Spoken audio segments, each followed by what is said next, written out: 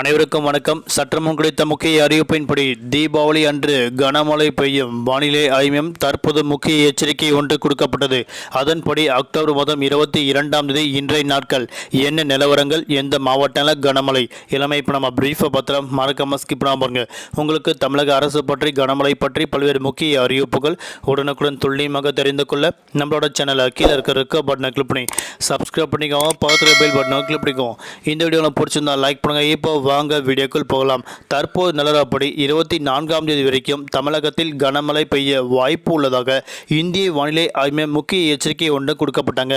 அதன்படி அந்தமான் கடல் மற்றும் அதனையொட்டிய தென்கிழக்கு வங்கடல் பகுதியில் காற்றழுத்த தாழ்வு பகுதி வலுவடைந்துள்ளது.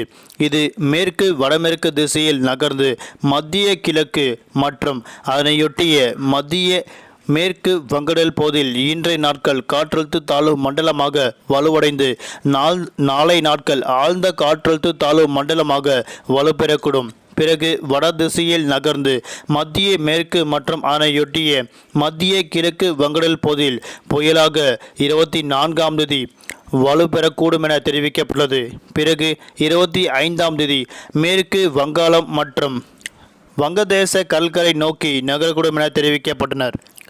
இதன் காரணமாக இன்றைய நாட்கள் தமிழ்நாடு, புதுவை, காரைக்கால் பகுதியில் அநேக இடங்கள் இடியுடன் கனமழையும், ஒரு சில மாவட்டங்கள் லேசான முதல் மிதமான மழை பெய்யக்கூடும். குறிப்பாக புதுக்கோட்டை, தஞ்சாவூர், திருவாரூர், நாகப்பட்டினம், மயிலாடுதுறை, கடலூர், விழுப்புரம், வேலூர், ராணிப்பேட்டை, திருப்பத்தூர், திருவண்ணாமலை, தூத்துக்குடி, திருநெல்வேலி, கன்னியாகுமரி, தென்காசி, சிவகங்கை, ராமநாதபுரம், விருதுநகர் மாவட்டங்கள் இன்றைய நாட்கள் கனமுதல் மிக கனமழை பெய்யக்கூடும். புதுவை, காரைக்கால் ஆகிய பகுதியில் ஒரு சில இடங்கள் லேசான முதல் மிதமான மழை பெய்யக்கூடும் என தெரிவிக்கப்பட்டுள்ளது.